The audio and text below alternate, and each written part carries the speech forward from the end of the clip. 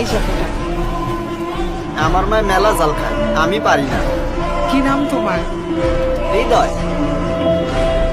বাসায় কে কে আছে? মা আর ছোট ভাই।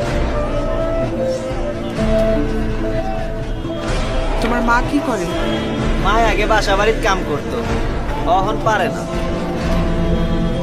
আমার কিন্তু আরো বাজার আছে, তুমি পারবে তো? পারবো ম্যাডাম। রমজান মাসে সবাই বেশি বেশি বাজার করে, আমার মায়েরে কইছি কালকে আমিও বাজার করবো।